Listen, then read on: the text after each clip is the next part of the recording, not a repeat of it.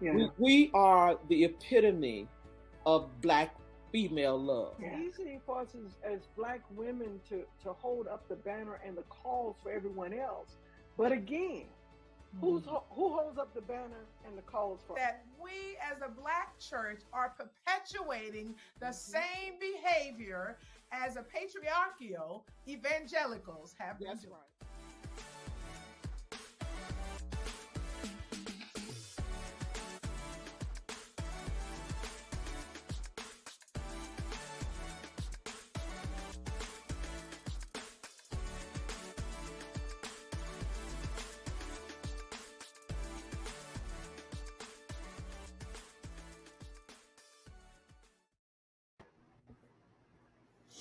All right, my sister. It is so good to see you late. Welcome, welcome, welcome to Timely Wisdom. I'm Roz Lewis. Leslie, thank you for joining us all the way from Delaware. So good to have you with us on today. Sharon Mitchell out of Flint, Michigan. So good to have you with us on today. Those of you who are coming in and joining us, please, please, please like, tag, and share. Let us know where you are listening. What city? Where are you from? Make sure that you put that in for us on today. I'm going to get started. It's it. We had it has been snowing in D.C. now for the last 2 days. It's tapering off, but tonight they said it's supposed to be the coldest day in coldest night in 5 years in D.C. And so that even though the snow has stopped, then all the other things of delays and everything else with the ice and the black ice and all of those other things. And so it looks like the kids will have another day out of school. How are you, Wallace? How are you doing? I'm doing well. It's cool here in, well, let's say cold here in Hot Atlanta. It was like, let's see, what it was like 13 degrees this morning, and supposed to be uh, some bad weather coming our way tonight, late this afternoon and tonight. And I don't know if the students will be in school tomorrow or not. So yeah, we're experiencing some crazy weather as well. I've been talking to folk um, in Oklahoma, and they have been snowed in, low temperatures, cold, and some of the folks don't have heat or water. The same is going on in Louisiana. So, and it looked like there was like 3 or 4 inches of snow in Oxford, Mississippi. So this morning, so it's been the cold is across the moving from the southeast. They say Texas is crazy as well. So it's been going all the way up to you, Dr. Burns. Yeah, when I got picked up from the airport on Sunday, I was told that in Milwaukee that the power had been out because the storm had already hit, as you know, the Midwest at that point. But Hmm. that power was out in that area, and they had been informed that it would be probably up to 48 hours before their power would be restored Hmm. in those areas. Hello, those of you coming in, let us know where you are, where you're listening from. And for those of you who are part of the D9, I see that Dr. Wallace hasn't bothered to say it to me today, but it's our Founders Day. It is the Happy Zanies Day on close this today. out. Happy And so, Founder's Day. yeah, thank you. All right. Thank you so very much. All right. Put a little, as they said in color, I don't as they said remember in color purple, put a little respect on it.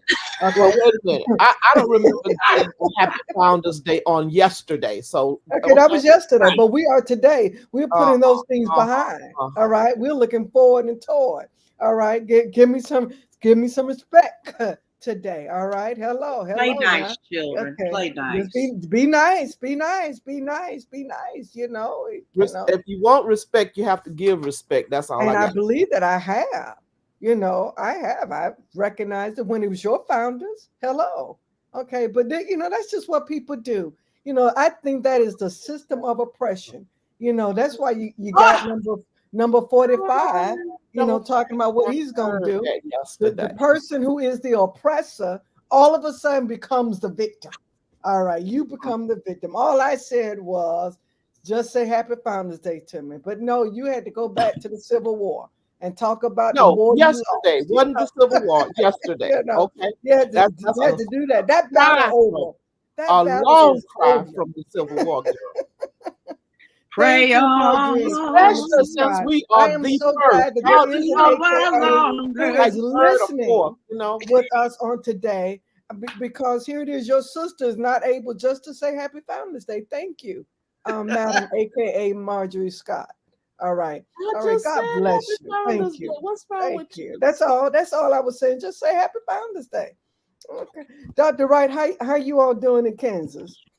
We are doing very Kansas City. well. It Mhm. is cold in Kansas City, just as it is in so many other places.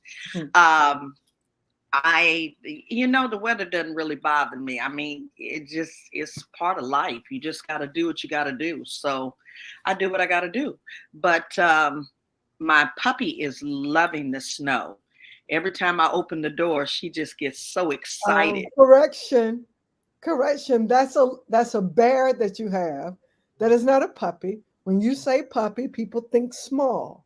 Okay, She's what sitting, you have she's is a sitting 6 foot animal.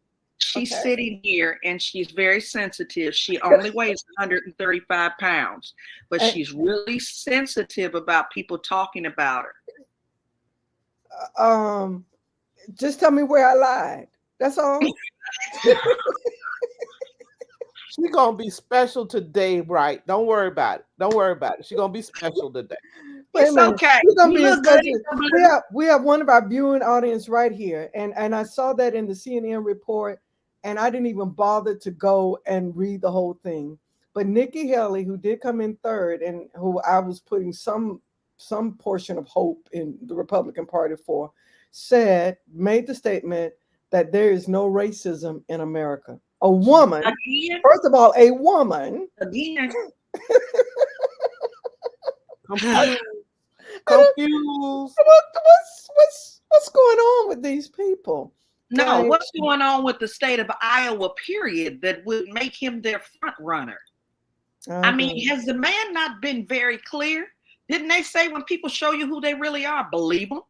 And perhaps they are because there's several in Iowa, and I listened to some of this about a week and a half ago, but they said that Trump really is the voice of God, that his Oh, Jesus. policies line up with what God has said, and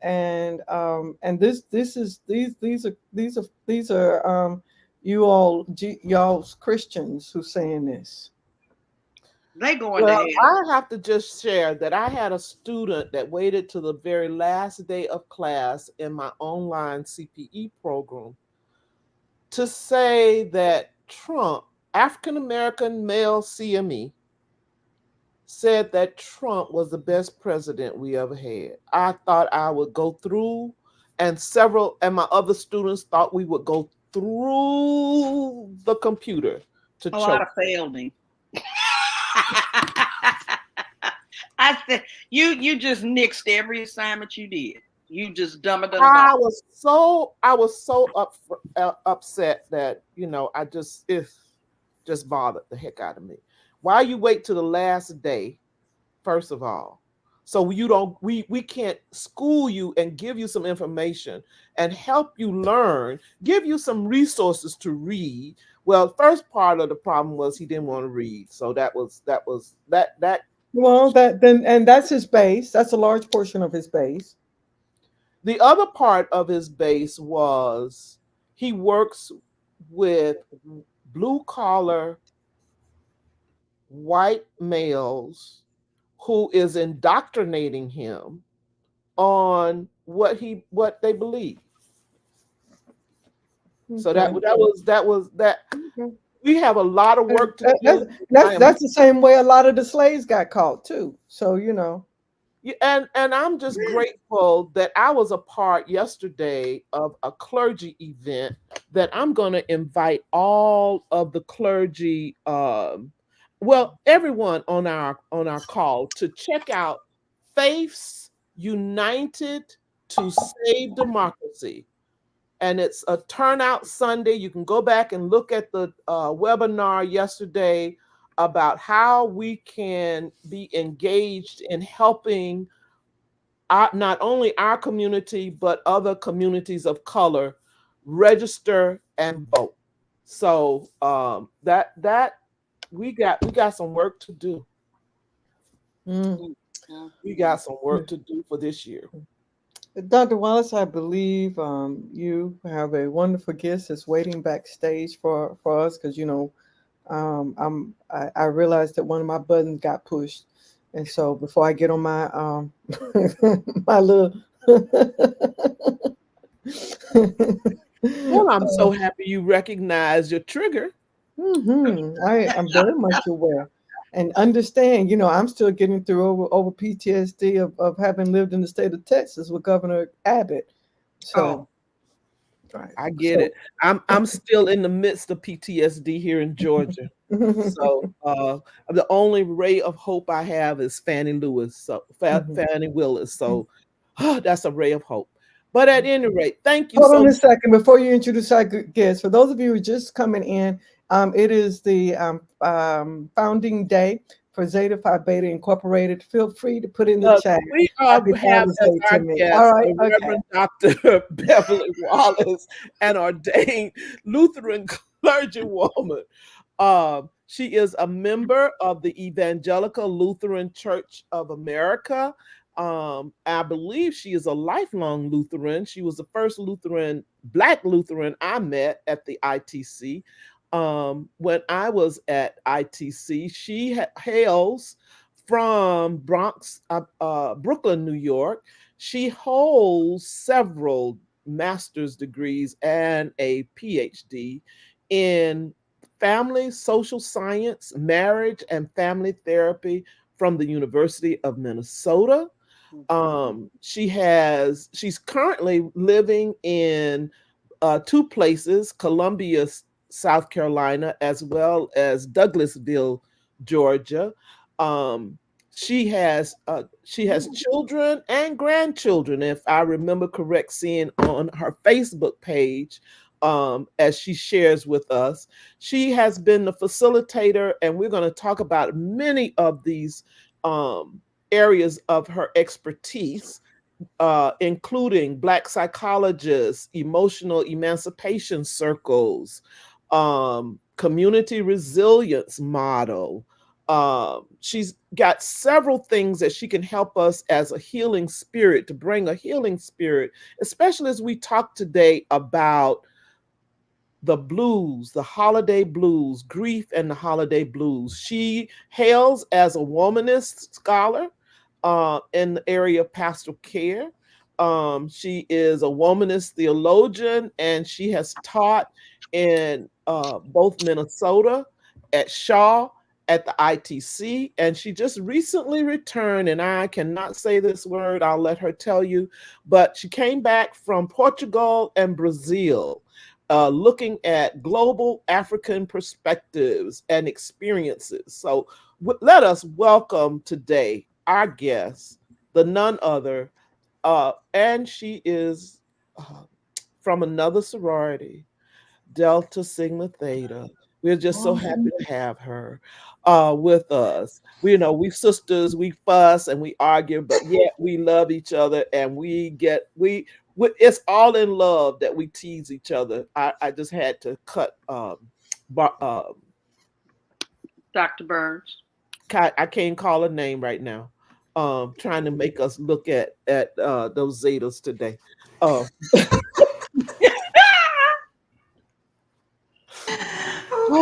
But it's so wonderful to always be first. It's always easier to edit than it is to create. So we enjoy our time together. So welcome, Reverend Dr. Beverly Wallace, who people always get the two of us confused. He goes to my preaching engagements, and I'm trying to get to hers, because they often confuse us. So, but she's my namesake and my initial sake, and I love her dearly. Well, thank you, Dr. Wallace, for inviting me here. I am loving this. I was in the backstage and just laughing my head off, thinking of listening to you and recognizing that what you're doing is healing work. It's already healing work. There's a book called Honey Hush. I don't know if you've seen that. It's about African American women and laughter and telling jokes, and that's part of the healing medicine that we use for our own healing. Yeah. So, We have to laugh and keep from crying because this world we live in, and as African American women, and Dr. Burns, I hope you got the link that I sent you about the that I shared last week around. Yes, I put it on our page. Awesome, awesome, Hmm. awesome. Hmm. The research that African American women have PTSD way more than any other group in America. So it was just astounding to me to see those statistics. But thank you, Dr. Burns, for sharing that with our audience. Thank you for remembering to share it. Hmm. and this afternoon, my daughter, who is an educator there in Atlanta too, she just sent me a link to this article about suicide. You know, what's happening, particularly in the academy and the, theological education and higher education. What's happening to our sisters? Hmm. Um, Just had one with to commit suicide. Was she at yes, Lincoln? I think I heard. Yes, and that she attempted to talk to a supervisor about the racism and the sexism she was experiencing. And was it Liberty? What? Oh my goodness! I remember just seeing that on Sunday. Wow. Yeah, and so the question is, what do we do with that? And that ties in with this topic about holiday blues. What happens after the holiday? What happens after you have all of these expectations? You're building up to the time of celebrating, and what happens when you're disappointed or it doesn't happen the way that you want? And so the time after the holidays oftentimes is a real critical time for us to do some healing work that's needed. My background is as trained marriage and family therapist, but also as the other Dr. Wallace is doing in her work. Years of clinical pastoral education. Suppose I decided not to do the CPE supervisory route because it was going to take me as long to do that as my PhD, and so the area of Black families was something that I was really interested in, and so that was beginning of my work. You've done a lot of work in grief and loss, Yeah. um, Mhm. especially in the African American community. Can you give us? I know this is not one of the questions that we ask, but by saying what you just said about holiday blues and what happens having recognized this brilliant African American woman who just committed suicide, um, give us some pointers or some things we need to look out for and maybe some solutions that first I know we all I always say therapy, therapy, therapy, therapy, therapy. We have to have therapy as one of the just as African Americans in this country that experience so much oppression, we have to have some therapy. But can you give us some tidbits of how we can navigate these holiday blues? Well, I think one of the things, and I'm grateful for your gathering here. You have your sisters, and so to have sisters, others who can hear you, who can listen to your stories, who's going to be there for you, and so making certain that you connect with someone or have someone connect with you, I think that's critical to ways of addressing it because you're going to have some disappointments. You're going to have high expectations, and what happens is it's like a roller coaster of rides, and you get to the point, particularly after the holidays, when it's like, okay, where's everyone? I didn't get the gifts. The people that I was hoping to be with, they're not there. And so and so making and being intentional about connecting with someone is, I think, is the most important. And then having someone who can hear you, as Dr. E.T. Hari would say, Mhm. having someone who can hear your truth and Mhm. be open to that. I think that those are the two most important things. Mhm. Mhm. Mhm. Yeah. Ooh, you talk about what we expected for the holidays that didn't happen. I mean, just before Thanksgiving, our audience knows that I lost my sister very suddenly, and it has been. I talked to my other sister yesterday, and it's almost every day that I think of or I'm involved in something that reminds me of my sister, and that gut wrenching pain comes right back. Um, so yeah, and having my therapy appointments, I have to. I haven't done the journaling that she suggested, but I have. My sister offered to me, say, Brenda, why don't we just send Aletha some texts? So it's been kind of healing to type out the text saying I missed you and this is what I did and why I thought about you today, and that has been very healing for me. Even though I didn't take the time to just write, and I bought a couple of journals to do journaling, um, but that's been a real quick fix for me in my healing process and my Right. Right. Yeah. Remembering that which you've lost and recognizing that the loss was significant. Any loss is significant, and so to not minimize that which that experience has been. You talked about me moving, living in Atlanta and moving to Minnesota. Okay. In between that, I was in North Carolina. I moved from Atlanta in 2014 and to take care of my mother. I lost my mother, my father, my brother from the period of 2014 until 2022 doing caregiving. Mhm. Um, it is just now, 2 years later, that I'm just beginning the process of healing because you're so busy. Mhm.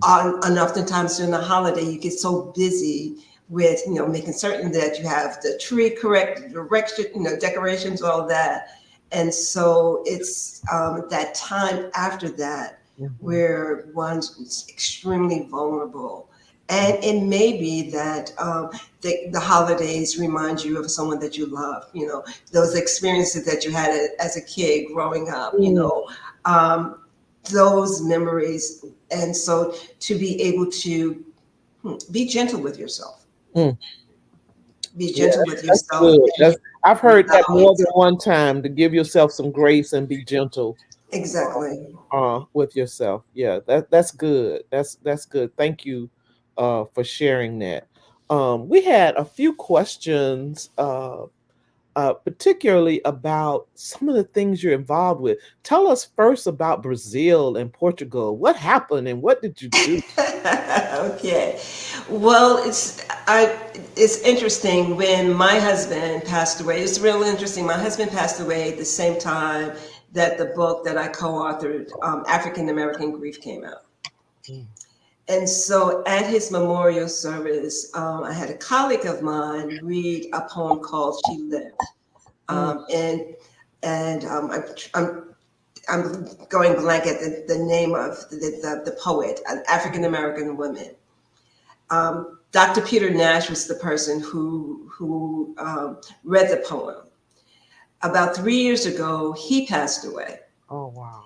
And so he had been doing work on identity, Black identity in Salt Leopoldo, Brazil, at one of our Lutheran seminaries there. Mm. African American brother connecting with African and African diasporic sisters and brothers in Brazil. And so when he passed away, I connecting with one of his students, who started a program called Blackness in Church and Society, Mm. working with African Brazilian folks, working with the new refugees who are coming from Haiti and from from Venezuela, to help them to acclimate to Brazil, learning the language. Imagine learning, going from French to Portuguese or from Spanish to Portuguese, and easier that way. Mm-hmm.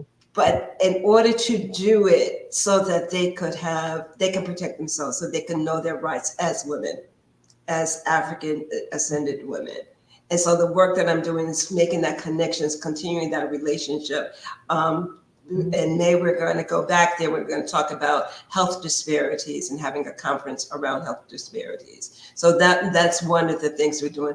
I connected also with Dr. Yolanda Norton, who is the creator of the Beyonce Mass. I don't know if you've heard of Beyonce Mass.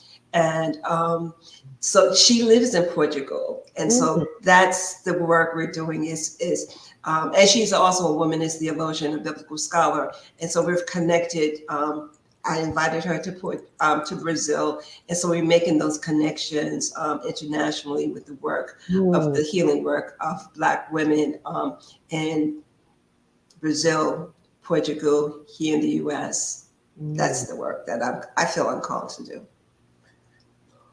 Ooh, that's a lot. I remember when your husband passed away. I think I was a student between 95 and 98, uh, Mhm. if I'm remembering correctly, that we all kind of just, he was a professor at the ITC. Yeah. And so it really kind of, um, it devastated us. And He was only 53 years old, you know. And so, yeah, it took me aback. I was doing a pre-doc fellowship at the time when he passed away. And so, and I was getting ready, and it was right after Katrina. And so the work for my healing at the time was to take myself outside of myself and do the work. So I was on the coast of Mississippi for the Katrina recovery, doing pastoral care for the those who were surviving, who were still living on the coast of Mississippi after Katrina. mm, mm. That, what a big grief Wow. that was. Uh, Hmm. People losing everything. Yeah. I, Hmm. I had a house fire, and I remember after the house, our home was rebuilt. I would go to the laundry room thinking I was going to take something off the shelf, and then remember, oh my God, It's gone. it's gone. It's gone. Hmm. I don't have that anymore. So Hmm. that's a piece of that reliving the grief. Absolutely. Um, Absolutely. Hmm. and what are So, some so how things? did you, Go so, ahead. so how did you manage? I mean, your husband died suddenly. You're working on your doctoral work, and then I hear you say that you're also, though, in the midst of people who are victimized and by Katrina, and then our country afterwards of what happened.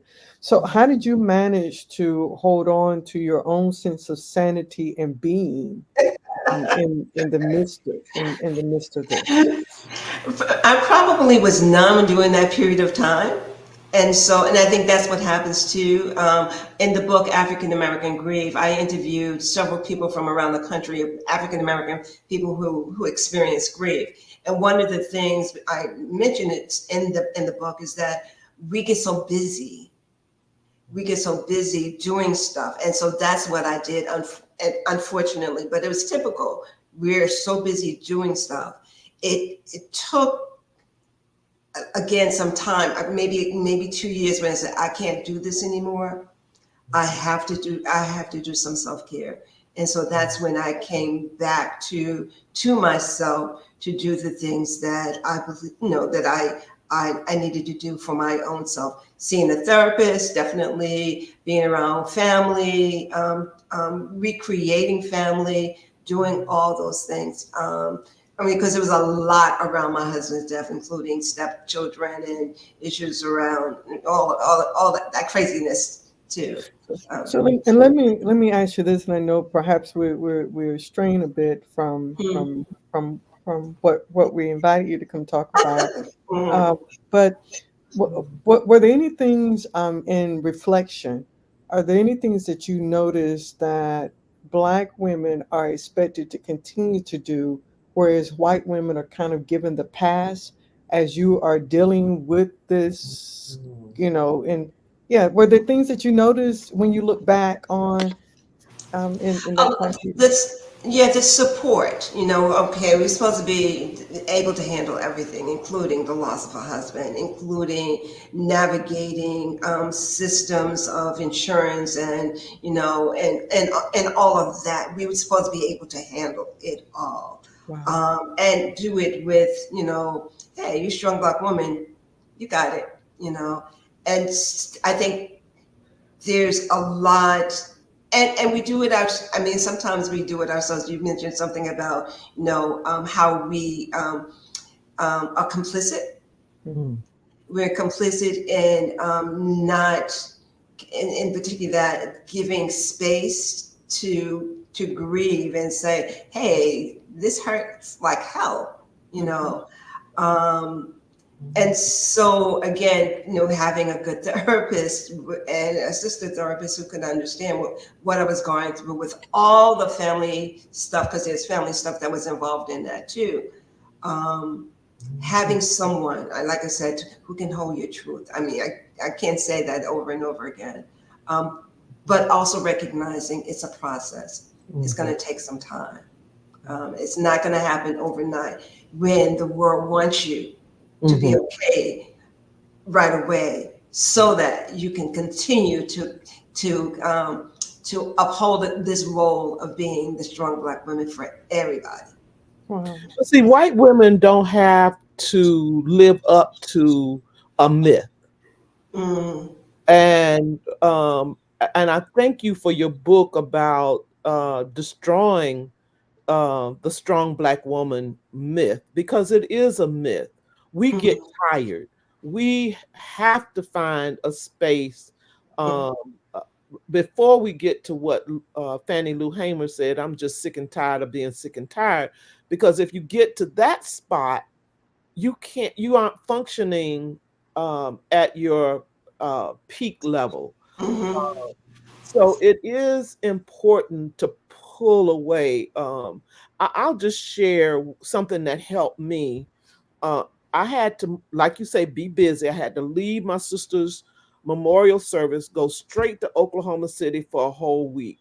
What I did for me was not turn the television on in the evenings at all. Now, for an extrovert, that was painful. mhm, Um, but I knew that if I was going to begin the healing process from my sister's death, that I needed to sit in the grief, sit mhm, in the silence. As painful as it was, I think it helped me. I don't know if it'll help someone else, but being silent, we talked about journaling. Those are some skill sets that I think Black women don't often get an opportunity to just sit and be silent.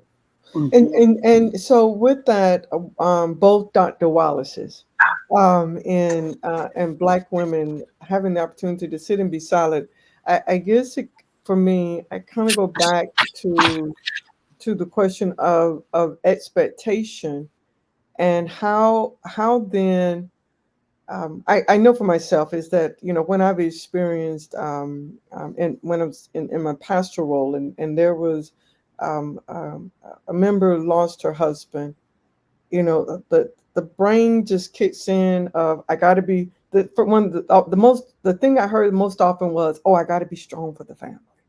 I got and at what point it does it become okay for the widow or the mother who just lost her child Mhm. to just sit in the chair and weep and not get up from the chair?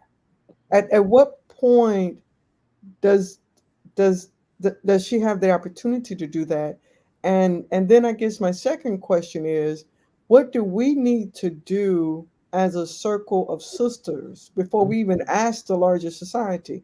What do we need to do as a circle of sisters to say and to be that kind of safe space for Black women to say to them, no, baby, you don't, no, you don't, no, just sit, just cry, just weep, just do nothing. How, what needs to Can I happen? take that first, Dr. Wallace? Okay, Okay. no, I let's hear from our say that guests first. Wallace, let's hear okay, from our guests. that's fine, but I hear you. I hear you. Yes, go ahead. Because I'm go ahead. Okay. It's What it's wonder okay what I at any moment, every moment, and we've got to give ourselves permission to do that. And we're going to have to help others, like you said. We're going to have to help other sisters and brothers who, I remember when in my PhD program we had to do this model of systems. And I remember when I was a chaplain at Emory University Hospital, there was this young woman who had lupus, and they used to call me the lupus chaplain. Many African American women have lupus, and this particular young lady, 16 years old, said, I don't want to do what they want me to do. But the systems are, again, complicit, wanting to hold it with everything in place. The doctors want you to be strong. You have the nurses, the administration, all of that. Those systems have to be broken down. And what is it? Breaking the homeostasis of the systems where, and people don't like that because you got to be strong, because that means that I don't have to be responsible because you're going to be strong for me and everyone else. And so even with emotional, and so one of the tenets of emotional emancipation is we're going to have to defy the lie. mm, You know, Dr. Shaniqua Walker Barnes, in her book "Too Heavy a Yoke," talks about just the burden of being strong. And remember, we did this conference together, and we talked about being strong Black women in recovery. mm, And we're going to, and how do you do that? We have to practice that, and then and emancipate ourselves. Again, that's why the emotional emancipation from the lies that said if you've got to be strong for everyone else, and you can't cry because that's a sign of weakness. A woman values tears, and so how then do we embrace that piece as well? I think the piece that, thank you, Dr. Wallace. I think another part of what Dr. Burns is asking is how do we help um, our sisters to be in that space? And what I tell my students is, you don't have anything to say. All you need to do is show up. The ministry of presence, and shut your mouth. Just Show be present. up, shut up, and listen.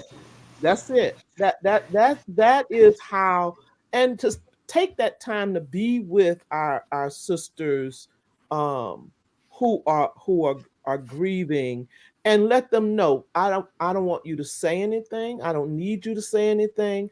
Let us just sit and be. And like I said, as an extrovert, those of us that are extroverts, that is a very, very difficult to do. But you have to practice and you have to learn that skill. So, and I say it's easy for introverts, but it may not be as easy for them as I think it is.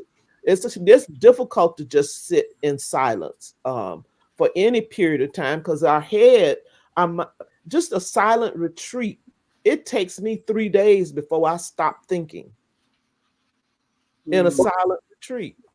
I'm wondering too if there is, I'll put it this way, a generational gap. My daughter was in a situation recently, Hmm, and she's early 40s. She has this circle of sister friends, and so she went to the basement of this past weekend, went to the basement and stayed there. And they surrounded her so that she can talk through They can talk with each other about what was going on with each other. Um, and what she said to me is that she was taught from us, the elders, that she had to handle everything by herself. And she recognized that no, that's not working for her. And so how then do we, to answer the question or to even amplify the question, when do we, we talk about sororities, when do we engage our sorority sisters in being real with each other? That's why I was laughing at the beginning of, off stage, because you were being real with each other. And that's what it's going to take. Just constantly being real with one another about all the stuff that makes us crazy. Like this whole election cycle that making me crazy, all of that. I I, believe I part of appreciate that. I'm sorry. Go ahead, Dr. Wright. I'm sorry. I believe another part of that is how we respond as well. Yes. It's really important, as you both stated, that we learn how to be quiet and just hear them. But then as you go along, if you do respond, it's how we respond. One of the things when I was teaching CPE, I always told my students, never walk into a patient's room where there's a loss and say, I know how you feel. Because you really don't But you don't. know how they feel. You don't know what that relationship was like. And so it's really kind of unfair to go in and say, I know exactly how you feel, or to make it a one-upper situation. Because and then the other thing is to be okay with saying, wow, I really don't know what to say right now. I really don't know what to say. However, I'm here and I hear you. And I'm going to love you through this. Yeah. And then the one thing that I've heard so many times is, as adults, we often say, what you need to do is this. That what you need to do becomes demeaning because now you've taken away my power. You're talking to me like I can't make a decision. So a better way, find out what's a better way to state what you need to say to them. If it were me, I may do it this way. Now, you'll figure it out. But in reality, they will figure it out. They'll figure out that possibly you have the right answer, but at least you didn't take their power. They're already feeling powerless. Now you didn't just totally disarm them. Yeah. That's good.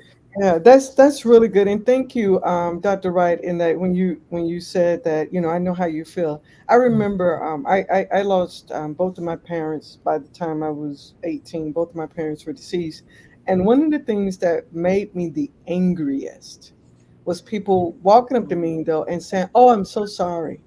I'm so sorry." Now that made me angry because I had been raised that you say sorry for something that you did and that you regret that you did, that you're owning responsibility for something that you did. And for me, I was like, it made me, what are you sorry about? What could you have done differently, right, to have kept my parents here?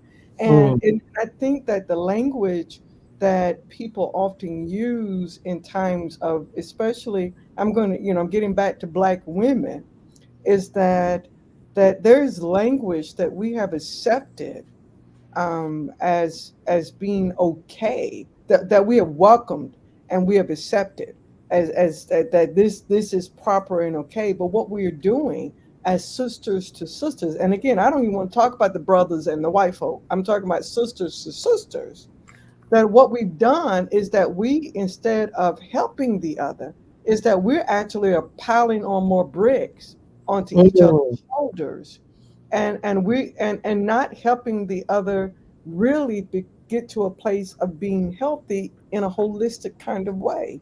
And unfortunately, on top of that, we couch it in a whole bunch of God language. And so now you're already dealing with your humanness. Now you throwing the God language on top of me, which and our and wherever you are in this, you're trying to work through what you're trying to work through, but we don't really give each other a way out or a healthy place just to be and to deal with our humanity. And My, I'm glad that you brought that up, because when you say we give them that God language, we have been taught that that's what's appropriate. And you got to bring God into this, and make sure they know about God. Make sure. Well, guess what? I, I'm angry. I had a young lady I was counseling, and she just kept making the same mistakes over and over. And so I said, what about 11 o'clock at night sounds like Bible study to you? Or that I should just drop by when you're a single woman, he's a single man. And so I said, it's okay. And she looked at me and she said, what do you mean it's okay? I said, it's a decision that you've made. It's a decision that you've made. And she kept sitting there. I said, obviously you've enjoyed it. And so, if this is what you're doing, then so be it. She was ready for me to go into, God doesn't like that, and you're gonna go to hell, and you're gonna do that. That's not the point. Because see, I'm coming home to a fine red bone man. So to sit up and tell you it's not okay for you to keep open the door for this nut that keeps stopping by your house, I can't identify really, but I can help you process. I can help you come through that and make a better decision. I think too, Dr. Wright, and to my doctor sisters here, one of the things that we must do is to You erase. didn't come to the must language. Go ahead. Yeah, Let's we see. have got to erase the cliches that we give people around grief and loss. Oh, God needed a flower. Oh, it's gonna take it. You ought to be through with this by now. We've got to erase those cliches from our vocabulary and allow people to just be, um, and allow the person to discern based on their narrative what's best for them. We talk about, if I were you, I would do this. No, no. What is your narrative tell you? What does your experience tell you? How have you managed these kinds of situations, even if it wasn't the exact situation? How have you processed them, stuff before you met me? You have lived. So you didn't just start living when you met the preacher, the teacher. You have a life that you can recall. Where are your successes? Where did you find success for yourself, and not put on to others our stuff? And that's the piece that I think the cliches we got to get rid of. Who gives us permission, or who's there for us to ask those questions, to answer those questions with? I mean, we're so busy living or trying to live. When do we slow down enough to and be in the company with someone to process those questions that you're asking?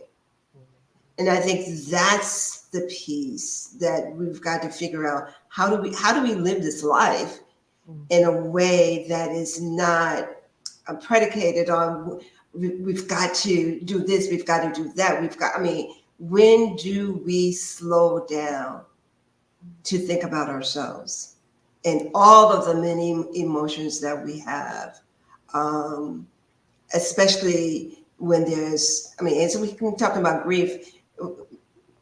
There's a lot of kinds of losses, the loss of relationships, the loss of the ability to move, that especially when you're getting older, it's like, oh, I'm not able to do the things that I used to. The loss of dreams. When do you? And I'm hoping that Timely Wisdom is doing that, and you giving space to an opportunity for people to begin the process of engaging in those conversations. That's what's needed. What you're doing is what's needed to create those spaces where people can do the healing work, of being free and being free. Yes, Mm-hmm. absolutely. I think we do, while we have a lot of shenanigans and laughter, we allow people to ask the questions that they want to ask. If we can answer them, we do. If we can't, we say, it's okay not to know. Um, but between somehow we can get back with them. One of the things that I couldn't come right off the top of my head last week with the article, and I said, okay, I'll send it to Burns, and Burns can please upload it. So it takes, we have to be committed to loving ourselves, because if we don't love ourselves, we cannot really love anybody else. And a part of loving ourselves is taking time, the time we need Mm-hmm. for Mm-hmm. our, if it's running, if it's reading a book, if it's biking, if it's even watching television, whatever it is that gives you that slow down time, the quietness, the silence, whatever you need for you. Mm-hmm. We can't tell you what's best for you. You have to discern what's best for you. One of our viewers, Dr. Aminata Dayiri, says, I agree, having found this space is definitely what I needed. And if I don't know if you know the background on this, but Dr. Burns brought us all together during a very critical time. And we started out really just having fun. And now we're having fun. It was so Right. necessary and so important. And there are so many women that they're out there and they're saying, just hear my voice. So I'm gonna leave you with this. I am president and CEO of my own fan club, and I'm probably going up to dues next week. So if you're going to join, you need to join today. Right. And I keep going back to my daughter because it's real interesting. New Year's Eve, there was a crisis. She had a crisis, and the way she talked about the crisis to her two young children, my two grandchildren, is she asked them. One's name is Aria, who's going to be 5 on Thursday, and then Mr. AJ Tickle. Born on April Fool's Day, and their last name is Tickles, right? And that's my resource. So whenever I get down, I think about them, the two of them. But she was going through a crisis, and so she asked the question of them: when you're not well, who takes care of you? So Miss Aria said, "Mommy." Mr. AJ Tickle said, "Nana." That's me, right? And so she said, well, I'm not doing well, and so I need to go to my mommy so that she can help take care of me. And so she's come home to be with me so that so she can do some healing work. And in that process, we're doing some healing work as well. But one of the things she asked for, she said, I need to see my aunties. Wouldn't it be great if there was a circle of seasoned, I'll use the word seasoned, and she used another term, I can't remember, seasoned women with someone of her generation so that we can start having those conversations so that we can all do the healing work together. And I think that's a powerful way of something that we can do, so that, yes, we have to do our own healing work, but we have a generation, and my Miss Aria Tickle, who's going to be 5, that generation too, that if we don't do the work and if we don't communicate that with the next generation and then the generation of that, the cycle is not going to be broken. It's not going to be broken. Wow. And Wow. we've got to work it. Wow. Dr. Wallace, Dr. Beverly Wallace, we have about 4 minutes left, and I know we didn't hit any of the questions. Any other questions?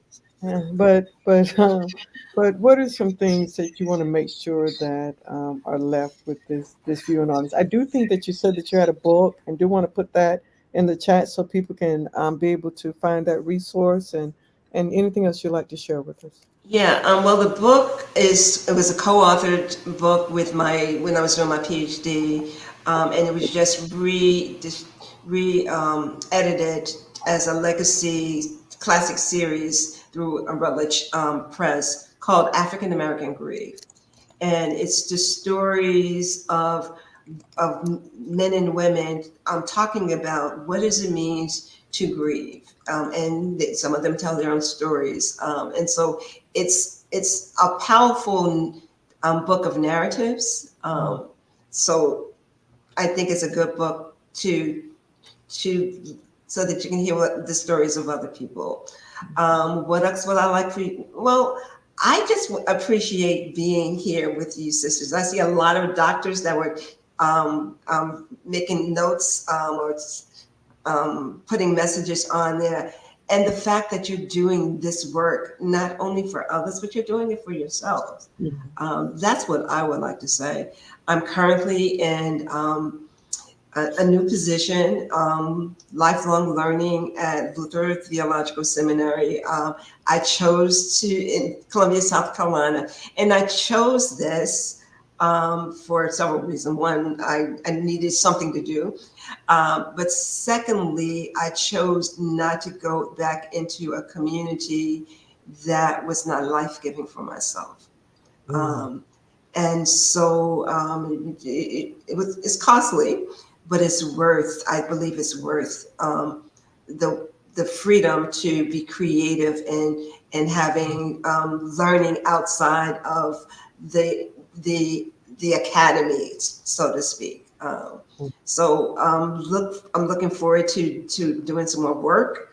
Dr. Jacqueline Grant, who is one of the renowned women's theologians, she is also here in Columbia, South Carolina, along with Dr. Stephanie Mitchum, who is the author of Introducing Women's Theology. And so we're doing some collaborative work. So you'll be hearing more about the healing work from a woman's perspective that we're going to be offering. Oh, wow. Wow. Thank you for being with us. Hang around backstage for us, if you would, please. Viewing audience, if you've been blessed by our guest on today, please, please, please let her know. She can see it in the chat. And we thank you for being with us on this day. Put it in the chat. Put it in the chat. She can read it. And my sisters, God bless you.